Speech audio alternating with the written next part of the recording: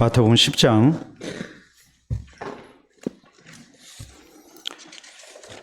34절에서 마지막 42절 말씀 교독합니다.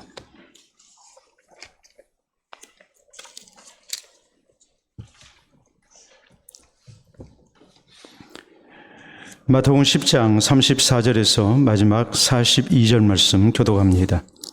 내가 세상에 화평을 주러 온 줄로 생각하지 말라. 화평이 아니요 검을 주러 왔노라.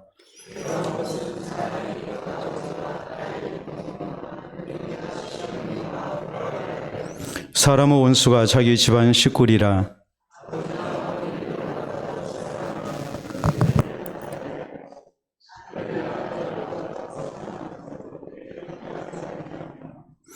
또 자기 십자가를 지고 나를 따르지 않는 자도 내게 합당하지 아니하니라.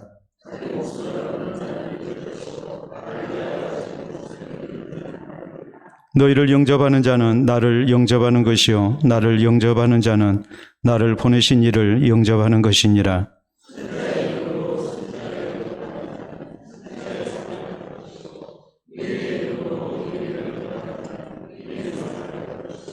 또 누구든지 제자의 이름으로 이 작은 자 중 하나에게 닝수 한 그릇이라도 주는 자는 내가 진실로 너희에게 이르노니 그 사람이 결단코 상을 잃지 아니하리라 하시니라. 아멘.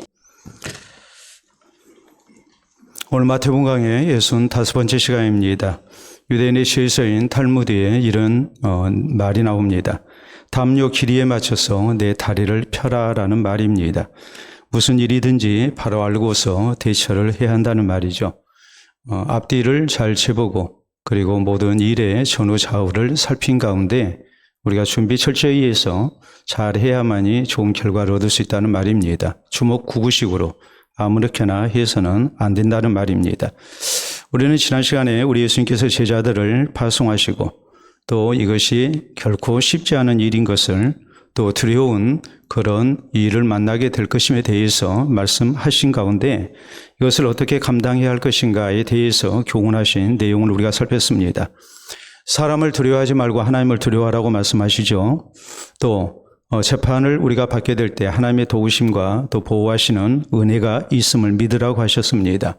그리고 또 결정적으로 장차 하나님의 종말론적인 심판을 기억하면서 우리가 이 제자로서의 사명을 아무리 어려운 일이 있고 또 힘든 일을 만난다 할지라도 두려운 일을 만난다 할지라도 우리가 잘 감당하는 제자 되어야 된다는 것이 주께서 주신 교훈이었습니다.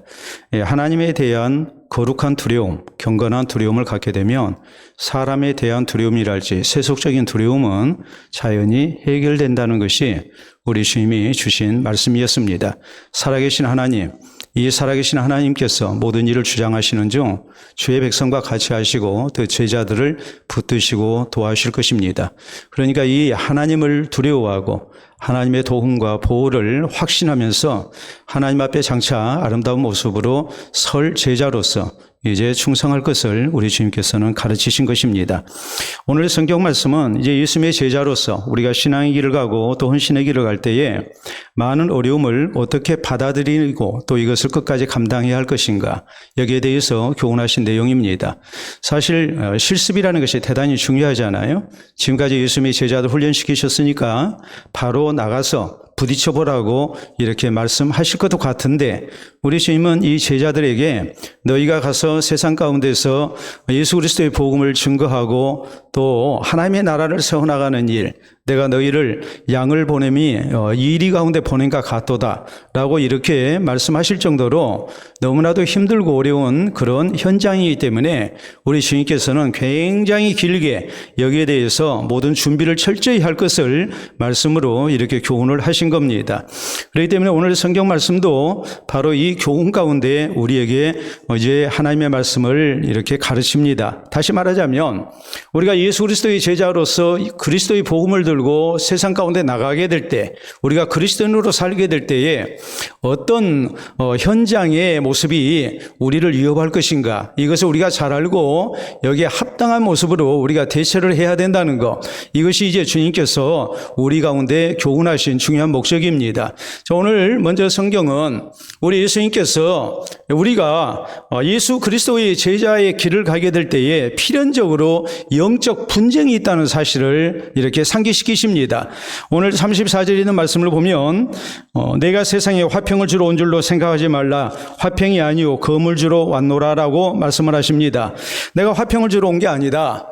이 화평이라는 말은 원래가 어떤 말이냐면 살롬이라는 말입니다. 살롬이라는 말은 평안이라는 말이죠.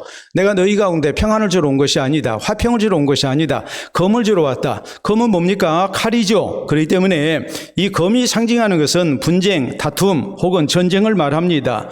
당시 유대인들은 서로 인사할 때에 살롬이라고 했습니다. 살롬이라는 것은 육신적이고 영적인 문제에서 참된 평안과 복을 기원하면서 이제 축복하는 그런 이 인사말입니다. 그래서 유대인들은 항상 그렇게 생각했습니다. 하나님께서 약속하신 메시아가 오시게 되면 우리 가운데 진정한 살롬의 은혜가 있게 된다. 이렇게 믿고 기대하면서 이제 하나님께서 약속하신 메시아를 기다리고 있었습니다. 그렇기 때문에 지금 예수님께서 자신에 대해서 하나님이 약속하신 메시아라고 강조하시면서 하시는 말씀이 내가 화평을 주러 온 것이 아니라 검을 주러 왔다고 했을 때에 이것은 유대인들이 생각할 때 또 예수님의 제자들이 생각할 때 상당히 모순적인 그런 말씀입니다. 실제 성경은 우리 예수님께서 세상 가운데 오신 목적이 무엇인가? 그것은 우리에게 화평을 주기 위해서 오신 분이라는 것을 강조합니다. 우리가 이사야서 9장 6절에 보면 메시아에 대해서 예언하면서 성경은 평강의 왕으로 우리 가운데 오실 거라고 강조합니다. 또 누가복음 2장 14절에 있는 말씀, 예수 그리스도의 성탐과 더불어서 우리가 많이 듣는 말씀이죠. 지극히 높은 곳에서는 하나님께 영광이요, 땅에서는 이 하나님의 백성들 기뻐하심을 입은 사람들 중에 평화로다라고 이렇게 말씀하셔서 예수 그리스도가 우리 가운데 하나님의 평화, 하나님의 평안, 화평을 주기 위해서 오신 분이라는 것을 분명히 말씀합니다. 또 우리 예수님은 죄인된 우리에게 화목제물로 오신 주님이십니다. 자신의 생명을 죄인된 우리의 대속제물로 하나님 앞에 바쳐져서 하나님과 우리 사이에 화목해 하기 위해서, 화평을 주기 위해서 오신 분이란 말이에요. 근데 우리 주님이 하시는 말씀은 내가 화평을 주러 온 것이 아니라 검을 주러 왔다고 이렇게 말씀하십니다. 더구나 이어지는 35절에서 36절 말씀을 보면 이렇게 기록이 되죠. 내가 온 것은 사람이 그 아버지와 딸이 어머니와 며느리가 시어머니와 불화하게 하려 함이니 사람의 온수가 자기 집안 식구리라 라고 이렇게 말씀을 하십니다. 가장 가까워야 할 가족과 불화하고 원수 관계가 되게 하기 위해서 이렇게 오셨다고 주님은 말씀을 하십니다. 이단자들은 이 대목을 이렇게 곡해를 합니다. 그래가지고 뭐라고 얘기하냐면 가정 파괴를 당연시하게 생각합니다. 이 이단자의 그런 길을 가기 위해서 가족들과 불화하고 그리고 세상 가운데서 이렇게 따돌림 받고 하는 것들, 이것을 당연시 생각하고 이것이 믿음이 좋은 증거라고 이렇게 억지 주장을 펴니다. 근데 우리 주님이 주신 말씀은 전혀 그런 뜻이 아닙니다. 우리 주님의 교훈의 의미는 다른 것이 아니고 우리가 예수 그리스도를 구주로 믿고 살면 또 우리가 신앙으로 살고 헌신되면 필연적으로 영적인 분쟁이 있기 마련이라는 말이에요. 자, 어떤 영적 분쟁이 있겠습니까?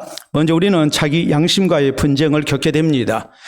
내 속에서 육신의 소욕이 있는데 이것을 억누르고 우리가 영적인 소욕을 따라서 살아야 하는 사람들이기 때문에 우리가 신앙생활을 바로 하려고 하다 보면 내 속에서 영적인 분쟁이 일어나게 돼 있습니다. 이 고통을 우리가 당연히 겪게 돼 있는 겁니다. 그런가 하면 우리가 그리스도인으로서 세상을 살게 될 때 신자와 불신자의 큰 차이가 분명히 있죠. 가치관의 차이가 있고 삶의 방식의 차이가 있기 마련입니다. 그러니까 우리는 또 영적 분쟁을 겪게 됩니다. 뿐만 아니라 불신앙적인 사회 관습이나 또 전통과 우리가 충돌을 할 수밖에 없습니다. 그러니까 그리스도인이 그리스도인으로서 바로 살고자 하면 거기에는 필연적으로 여러 종류의 영적인 분쟁이 당연히 찾아오게 돼 있는 거란 말이에요. 더구나 우리 예수님께서 35절에 이렇게 말씀하지 않았습니까? 내가 온 것은 사람이 그 아버지와 딸이 어머니와 며느리가 시어머니와 벌하게 하려 함이니라고 말씀하셨거든요. 그리스도인을 젊은 세대로 이렇게 묘사를 하고 있어요.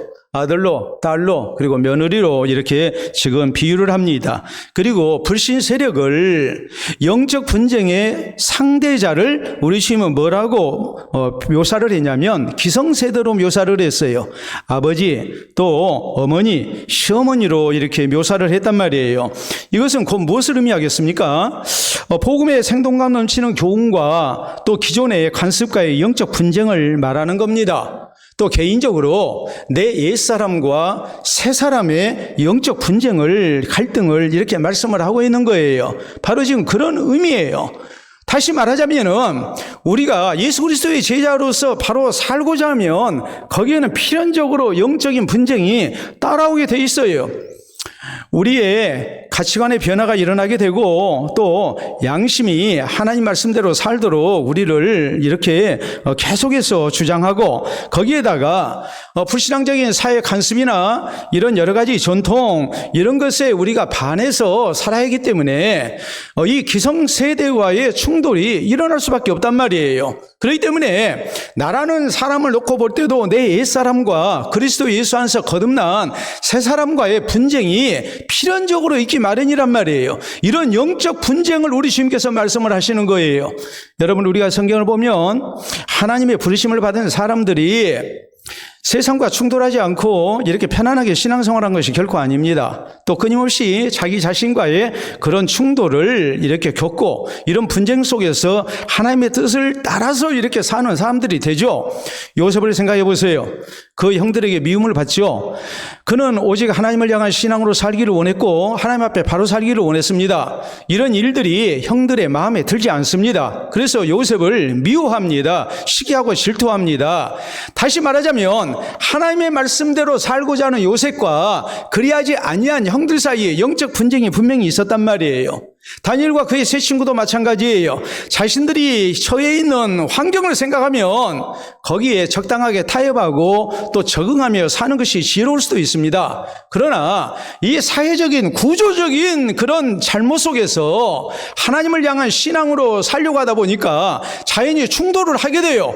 누구하고까지 충돌을 합니까? 왕명의 충돌을 하는 겁니다. 그렇기 때문에 우리 하나님의 백성들이 신앙으로 산다는 것은 그저 평탄하게 가는 길이 결코 아니에요. 초대교회 성도들, 기독교인과 유대인들 사이에 많은 충돌이 있었습니다. 사도 바울을 가장 먼저 미워하고 방해하고 죽이려고 했던 사람들, 그들은 바로 유대인들이었어요. 그러니까 이런 충돌이 당연히 있단 말이에요. 우리가 역사적으로 보면 유럽에 아주 무서운 전쟁이 있었습니다. 그 전쟁은 종교전쟁이라고 이름이 지어집니다.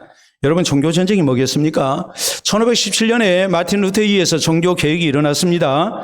그리고 이제 그로부터 5년이 지난 1522년이 됐을 때에 신교와, 그러니까 개신교와 구교도들 사이에, 로마 카톨릭 사이에 엄청난 무서운 전쟁이 일어납니다. 여기서 전쟁은 한 번으로 그치지 않았습니다. 그로부터 대략적으로 이제 또 한 100년쯤 흐르고 난 다음에 1618년에서 1648년까지 무려 30년 동안 전쟁이 있었어요. 이걸 역사는 30년 전쟁이라고 말을 해요. 30년 전쟁이 있었어요. 여러분, 30년 동안 개신교도와 구교도들 사이에서 이렇게 충돌이 있었고 전쟁이 있었어요. 뿐만 아니라 이 전쟁이 끝나고 나서 대략적으로 한 50년이 흐른 1701년부터 1714년까지 무려 14년 동안 스페인 왕위 계승전쟁이 있었습니다. 이것도 바로 개신교와 구교도 사이의 종교 전쟁이었습니다. 그래서 유럽에서 종교개혁 이후에 종교전쟁이 대략적으로 몇 년 동안 지속이 됐냐면 무려 200년간 전쟁이 있었습니다. 아주 무서운 전쟁이었고 많은 사람들이 죽임을 당하고 또 강산이 초토화되는 그런 아주 무참한 무서운 그런 피해를 입어야만 했습니다. 국가 간에만 이런 전쟁이 있었던 것 아닙니다. 우리가 잘 알다시피 우리나라에서도 초대교회 당시에 많은 성도들이 예수님을 믿기 때문에 집에서 쫓겨났습니다. 오늘날도 우리 그리스도인들이 공동체에서 내 신앙을 드러냈을 때 알게 모르게 따돌림을 당하는 경우도 참 많습니다. 우리가 개인적으로 우리의 심령 속에서 분쟁이 있고 또 가정에서도 우리는 신앙의 차이로 인한 분쟁을 겪게 됩니다. 그런가 하면 직장에서 혹은 인간관계 속에서도 신앙 문제로 인해서 다른 사람과 분쟁을 겪는 경우도 있죠. 또 사회에서 이런 일을 우리가 많이 겪기도 합니다. 그렇기 때문에 우리는 이 사실을 알고 적당주의의 신앙에 빠져서는 안 됩니다. 타협적인 신앙을 가져서는 안 됩니다. 우리 성도에게는 영적 분쟁이 필연적이라는 것을 기억하고 우리가 담대히 맞서야 되고 각오하는 자세가 우리에게 필요합니다. 우리 주님은 바로 그 사실을 강조하고 있는 겁니다. 영적 분쟁이라는 것이 있다는 것을 알고 영적 분쟁이 일어날 때에 뒤로 물러서지 마라. 영적 분쟁이 일어날 때 신앙 포기하지 마라. 영적 분쟁이 일어날 때에 내게 주어진 책임을 잊어버려서는 안 된다. 영적인 분쟁이 일어날 때 우리가 거기에 굴복당해서도 안 되고 타협해서도 안 되고 그렇다고 그래서 우리가 현장을 떠나는 사람이 돼서도 안 된다고 주님은 강조를 하고 있는 거예요. 우리 주님께서 분명히 강조하시기를 내가 화평을 주러 온 것이 아니라 검을 주러 왔다. 분명히 우리가 신앙으로 바로 살기를 원하면 또 그리스도의 이름으로 우리가 제자로서 헌신되기를 원하고 하나님 나라를 세우기를 원한다면 우리에게 영적 분쟁은 피할 수 없는 그런 현실적인 문제인 것을 우리 주님은 강조하셔서 여기에 대한 준비가 있어야 함을 또 각오가 있어야 됨을 이렇게 교훈을 하신 것입니다. 두 번째 우리가 생각해야 할 것은 이런 상황 속에서 우리의 선택이 어떻게 이루어져야 하는가예요. 우리가 영적 분쟁을 어떻게 우리가 감당해야 승리할 수 있는가라는 거예요. 우리 주님은 주님을 제일로 사랑하는 신앙의 자세가 필요함을 강조하십니다. 37절 말씀 봅니다. 자, 거기 보면 아버지나 어머니를 나보다 더 사랑하는 자는 내게 합당하지 아니하고 아들이나 딸을 나보다 더 사랑하는 자도 내게 합당하지 아니하며라고 말씀하십니다. 자, 이게 가족을 멀리하라는 말이 절대 아니죠. 또 가족 사랑하지 말라는 말이 결코 아닙니다. 우리 예수님의 말씀은 예수님보다 더 사랑해서는 안 된다는 말이에요. 그리스도는 가족을 사랑해야 해요. 내 부모를, 자식을 우리는 사랑해야 합니다. 우리 예수님께서 원수까지도 사랑하라고 하셨는데 가족들을 미워하라고 하셨겠습니까? 우리 주님은 그렇게 말씀 안 하셨어요.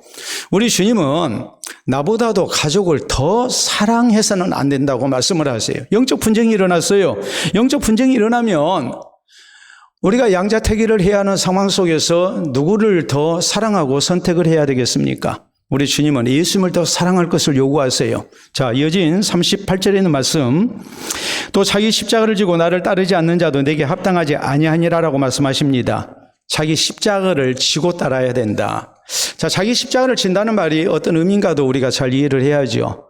당시 십자가형은 십자가를 세워놓고 그리고 죄수를 끌어다가 거기다 못을 박는 게 아닙니다.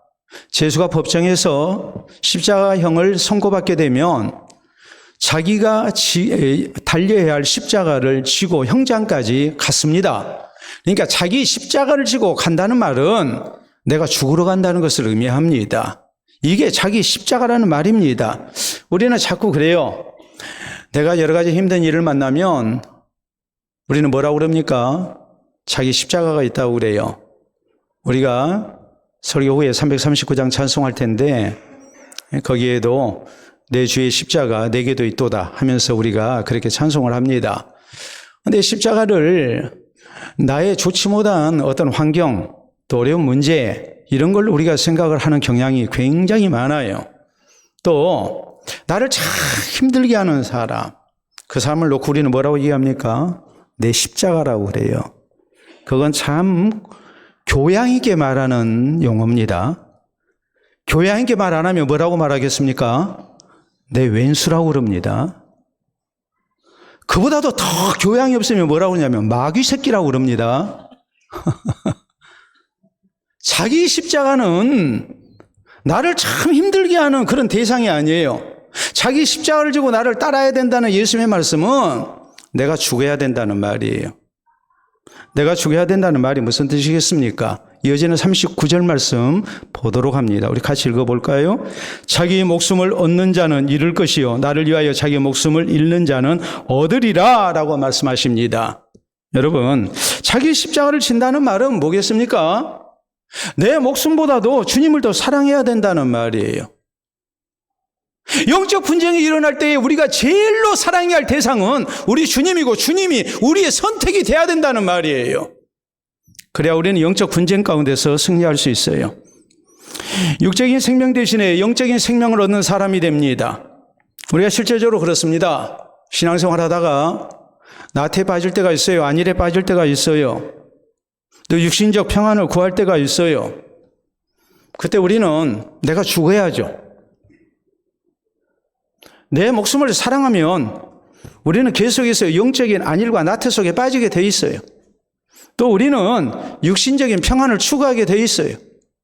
영적인 평안을 얻기 위해서 육신적 평안을 버려야 되는데 나를 더 사랑하면 주님을 더 사랑하지 아니하고 나를 더 사랑하게 되면 우리는 육신적 평안을 선택합니다. 또 여러분 생각해 보세요. 우리의 신앙생활 속에서 어떤 때는 내 자존심이 내 속에서 일어날 때가 있습니다. 또 섬김받고자 하는 마음이 생길 때가 있습니다.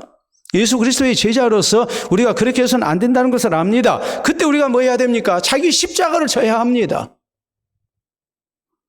나를 죽여야 됩니다. 내 자존심을 죽여야 되고 섬김받고자 하는 마음을 죽여야 됩니다. 이걸 십자가에 못 박아야 합니다. 나를 십자가에 못 박아야 우리가 예수 그리스도의 제자로 살아가는 겁니다. 영적 분쟁 속에서 우리가 승리할 수 있는 길은 다른 데 있지 아니하고 나를 사랑하는 것이 아니라 우리 예수님을 제일로 사랑해야 해요. 나는 십자가에 못 박아 나를 죽여야 해요. 주님보다 더 사랑하는 것이 있어서는 안 돼요. 그래야 우리는 진실된 예수 그리스도의 제자의 길을 갈 수 있는 것이고 영적 분쟁이 일어날 때 우리는 승리하는 주의 제자가 될 수 있습니다. 실제적으로 그렇습니다. 우리는 가장 사랑하는 것을 위해서 덜 사랑하는 것을 희생하고 포기합니다. 무엇이 우선순위냐? 이것이 중요하죠. 부모에게 있어서 자식은 부모보다도 더 우선순위가 되어 있습니다. 그러니까 부모는 자식을 위해서 희생하는 거죠. 그렇지 않습니까? 내가 굉장히 좋아하는 일이 있습니다. 어느 누구도 내가 좋아하는 이 일을 막을 수가 없습니다.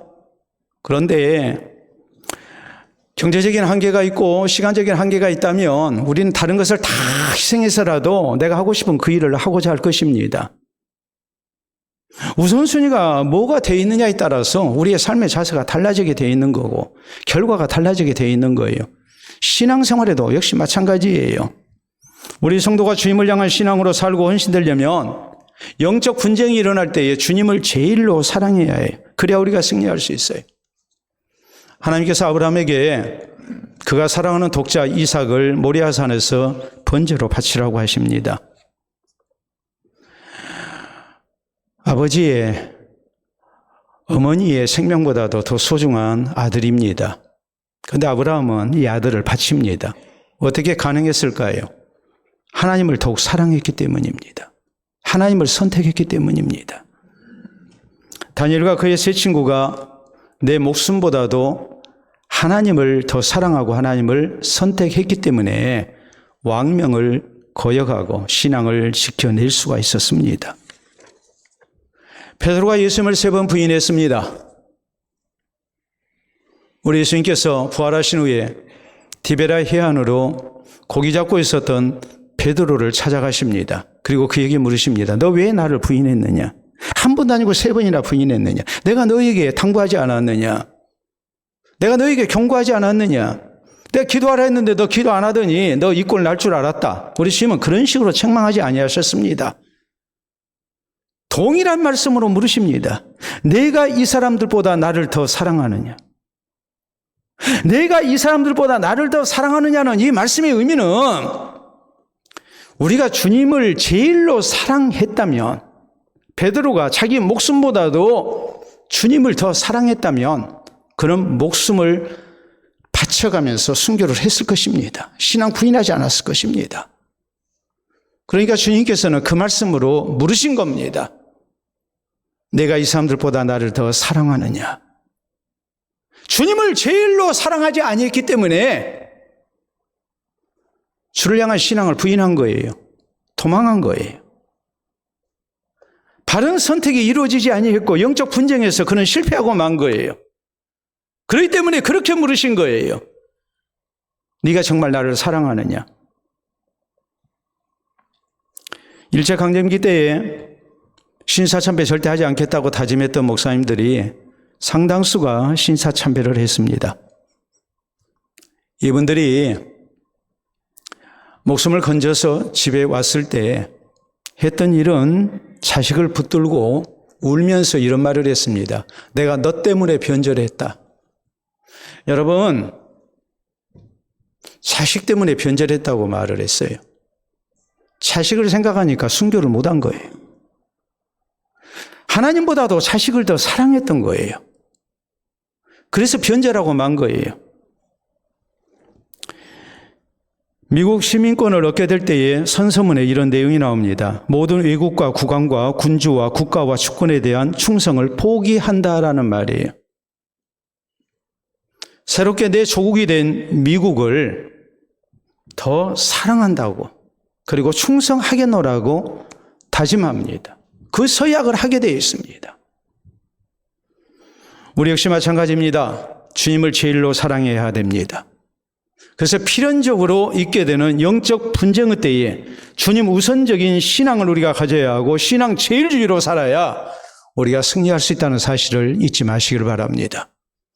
세 번째로, 우리 예수님께서는 참 힘들고 어려운 일인데, 영적 분쟁이 있는 일인데, 여기에서 승리하려면, 또 신앙을 지키고 승리하는 주의 제자가 되려면 어떤 신앙의 자세가 있어야 될 것인가? 그것은 하나님 나라 사역에 하나님의 상을 믿고 우리가 적극적으로 헌신되어야 됨을 강조하셨어요. 자, 40절에 있는 말씀 보겠습니다. 너희를 영접하는 자는 나를 영접하는 것이요 나를 영접하는 자는 나를 보내신 이를 영접하는 것이니라라고 말씀하십니다. 제자들 영접하는 것은 예수님 영접하는 거고, 예수님 영접하면 하나님을 영접하는 것이다. 그 이유가 뭐겠습니까? 제자들은 예수님을 대신해서 파송을 받은 사람들입니다. 우리 예수님은 하나님께서 보내신 분이죠. 그러니까 예수 그리스도의 제자들을 영접하고 예수 그리스도의 복음을 받아들이는 것이 얼마나 중요한가를 주님께서는 그렇게 설명하신 거예요. 예수님의 제자들이 전하는 복음을 거절하면 예수님 거절한 것이고, 궁극적으로는 하나님을 거절하는 겁니다. 그러니까 절대 소망이 없는, 하나님의 무서운 심판을 당할 수밖에 없는 거죠. 이어진 41절 42절 말씀을 보면 선지자의 이름으로 선지자를 영접하는 자는 선지자의 상을 받을 것이요 의인의 이름으로 의인을 영접하는 자는 의인의 상을 받을 것이요 또 누구든지 제자의 이름으로 이 작은 자 중 하나에게 냉수 한 그릇이라도 주는 자는 내가 진실로 너희에게 이르노니 그 사람이 결단코 상을 잃지 아니하리라 하시니라라고 했습니다. 제자들 영접합니다. 그리고 대접합니다. 여기에 대해서 우리 하나님께서 갚아주시는 성김에 복이 있고 상이 있다는 것을 말씀을 하십니다. 그러니까 파송받은 제자들은 우리가 복음사에게 헌신된다는 것이 얼마나 복이 있고 영광스러운 일인가를 알고 적극적으로 헌신돼야 된다는 말이에요. 우리 예수님께서 파송하신 제자들을 영접하는 것도 또 섬기는 것도 이렇게 하나님의 아름다운 복이 있고 상이 있는 일인데, 실제적으로 주님의 파송 속에서 예수 그리스도의 복음을 증거하고 헌신되는 것, 이것이 얼마나 영광스럽고 하나님 앞에 상 받을 일인가라는 것을 우리가 생각하고 힘들고 어렵지만 우리가 이 모든 것을 잘 감당해야 된다. 영적 분쟁 속에서 우리가 주님을 제일로 사랑하고, 그리고 우리가 제자로서 파송받은 제자로서의 그런 신앙을 지키고 우리에게 주어진 사명을 다하는 그런 헌신이 있어야 된다고 우리 주님께서는 말씀을 하고 계시는 거예요. 우리가 그렇잖아요. 우리는 어떤 일을 할 때 반대급부를 생각하게 됩니다. 내가 이 수고를 해서 내게 돌아오는 것이 무엇인가? 내가 아무리 수고하고 애써도 내게 돌아오는 것이 없으면 우리는 굳이 일할 필요가 없어요. 그것은 헛된 일이 되고 말기 때문에 그래요. 그러나 내가 직장인으로 얘기하자면 시간에 근무를 했습니다. 거기에 대한 분명한 반대 급부가 있기 마련이죠. 학생이 공부 열심히 했습니다. 그러면 거기에 대한 반대 급부가 있기 마련입니다.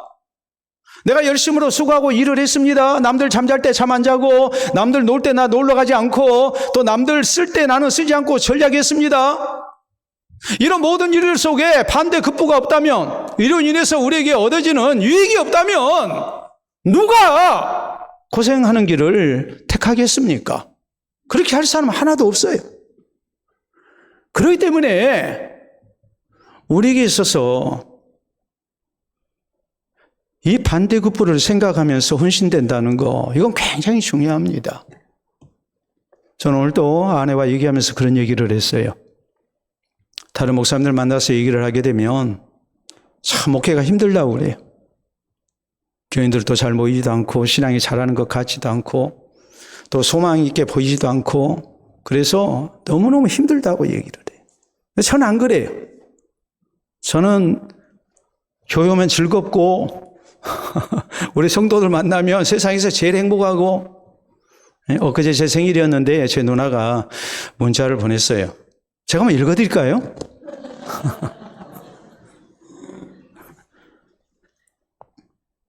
제가 한번 읽어드릴게요.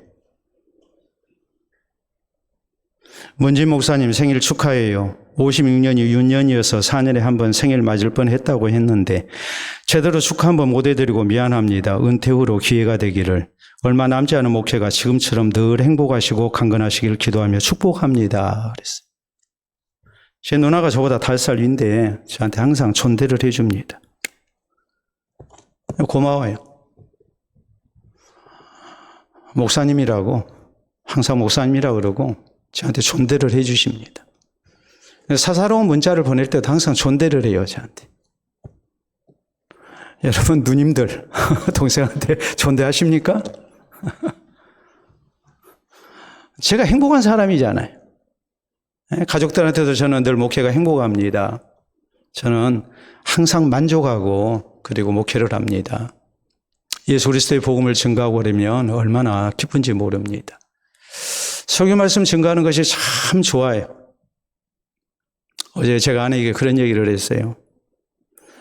제가 한 몇 달 정도 시간을 얻어가지고 아무도 안 만나고 앞으로 은퇴할 때까지 그 설교만 하고 그냥 살았으면 좋겠다. 그 설교 준비만 하고 살았으면 좋겠다. 왜요? 설교하는 시간이 저는 행복하거든요. 제가 하나님 앞에 쓰임받기 때문에. 또 우리 성도들이 예배에 참여해서 하나님의 말씀을 통해서 은혜 받고자 집중하는 모습을 보면 참 감사하죠. 여러분 같은 성도들을 저와 만나게 해주신 것이 너무 감사하고, 제가 엊그제 우리 성도들 만나서 함께 식사하면서도 그런 얘기를 했습니다. 정말 은퇴할 때 우리 성도들에게 엎드려서 큰절을 하고 싶다고 했어요. 들으신 분 이 자리에 좀 몇 분 계세요. 우리 성도들이 너무너무 고마웠어. 제가 정말 큰절하고 싶다고 그랬어요. 저는 행복하거든요. 이렇게 행복한 이유가 뭐겠습니까? 여러분이 잘해주시기 때문에 물론 그렇습니다. 앞으로도 잘해주세요. 네, 더 중요한 건 뭐겠습니까? 하나님이 나를 부르셨잖아요. 하나님이 나를 쓰시잖아요. 하나님 앞에 받을 상이 있잖아요. 그러니까 기쁜 거죠. 여러분, 사도 바울은 빌보서 4장 1절에 교회를 향해서 이렇게 말씀합니다.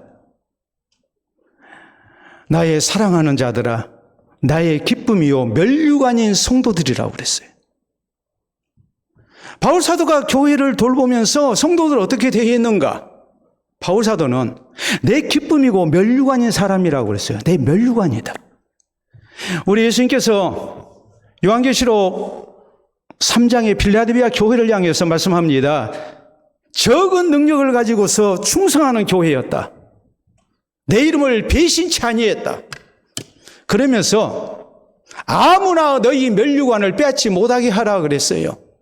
여러분, 성가대원으로 봉사하고 교회 재직으로서 봉사하고 혹은 교사로서 봉사하고 하는 모든 것들 이 모든 것이 하나님 앞에 우리가 받을 면류관이라고 우리 주님은 강조하십니다. 사마나 교회를 향해서는 뭐라고 말씀하십니까? 내가 죽도록 충성하라. 그리하면 내가 생명의 관을 내게 주리라라고 말씀하십니다. 사도 바울이 죽음을 앞두고 뭐라고 그랬습니까?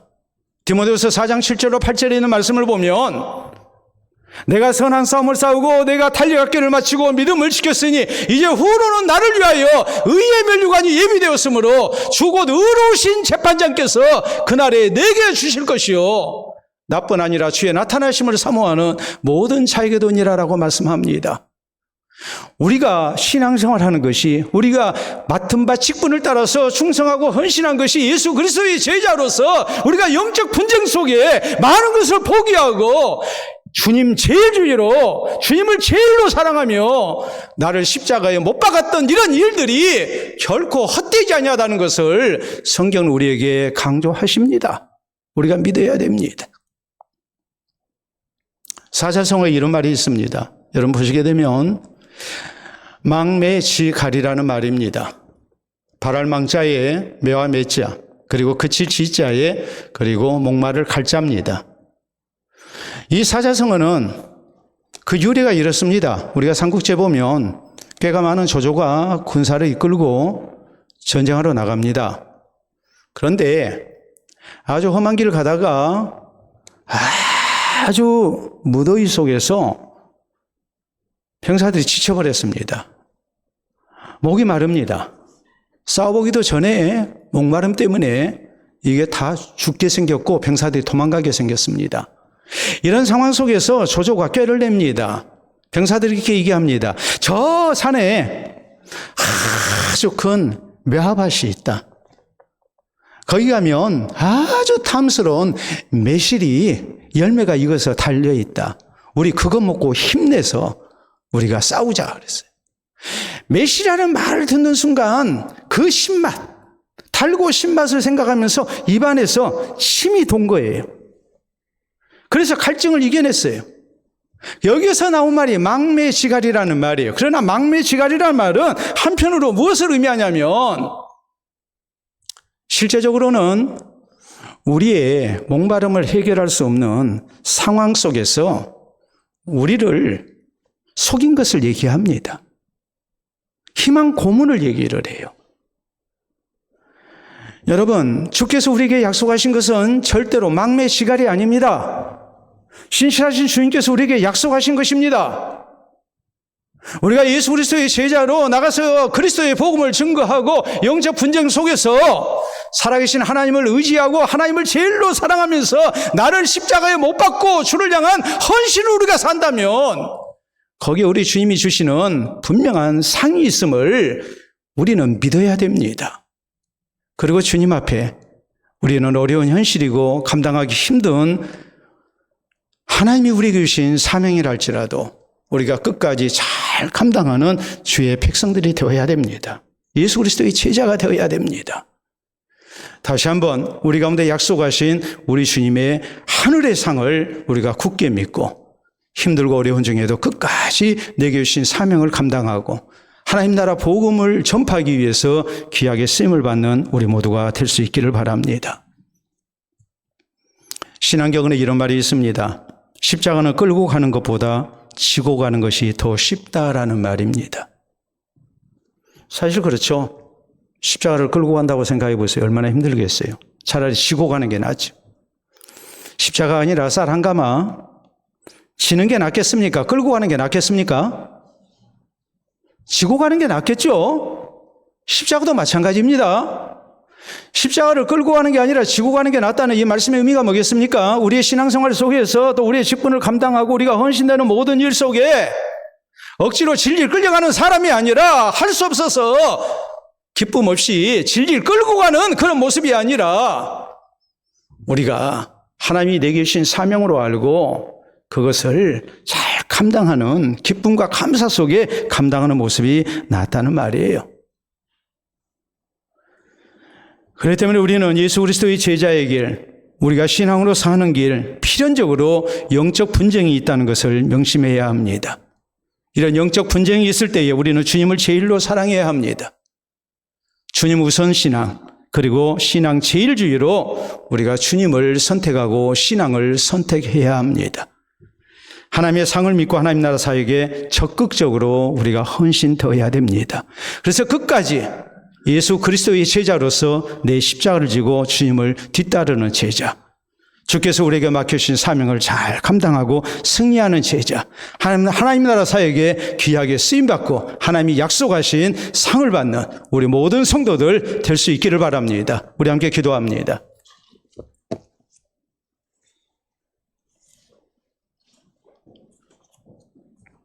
오늘 신앙생활하는 나의 모습은 어떤 모습인가요? 십자가를 질질 끌고 가는 모습입니까? 내게 주신 십자가 지고 주님 가신 길을 기쁨으로 따르고 있는 모습입니까? 주신 말씀 생각하면서 신앙생활에 많은 영적 분쟁이 있고 힘든 일이 있지만 주님 향한 아름다운 다짐과 헌신 속에 내게 주신 사명 끝까지 잘 감당하고 믿음의 길을 잘 가는 주의 제자 될 것을, 또 귀한 사명자 될 것을 우리가 다짐할 수 있기를 바랍니다. 기도합니다.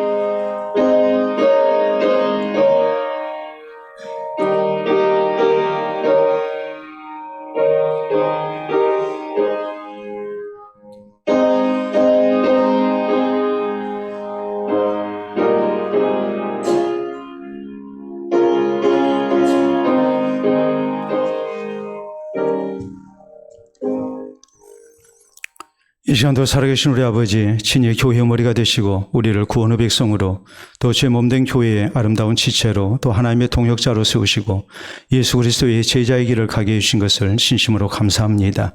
허락하신 말씀을 통해서 우리가 주님이 기뻐하시는 모습으로 세상을 향해 파송받고 또 아름다운 헌신이 있기를 원합니다. 주께서 내게 주신 십자가 지고 주님 가신 길을 따르기를 원합니다. 힘들고 어려운 길이지만 우리가 낙심하지 않게 하시고 회피하지 않게 하시고 타협하지 않게 하시고 주님을 제일로 사랑하며 우리에게 주신 귀한 직분, 사명 끝까지 잘 감당할 수 있도록 인도해 주시옵소서. 우리를 통해서 예수 그리스도의 생명의 복음이 아름답게 증거되게 하시고 믿는 자들이 많아지게 하시고 또 주의 교회 나중된 성도들의 신앙이 잘 자라나게 하시고 우리 있게 하신 곳에서 하나님의 나라를 세우며 주의 영광을 드러내는 주의 제자들이 다 되게 해 주시옵소서. 그래서 장차 하나님 앞에 설 때에 잘했다 칭찬 듣게 하시고 우리 주께서 예비해 두신 아름다운 면류관 쓰게 하시고 우리 하나님의 베푸시는 귀한 기쁨과 감사 속에 우리가 주님을 찬양함이 그치지 않도록 역사하여 주시옵소서. 감사하며 예수님 이름으로 기도하옵나이다. 아멘.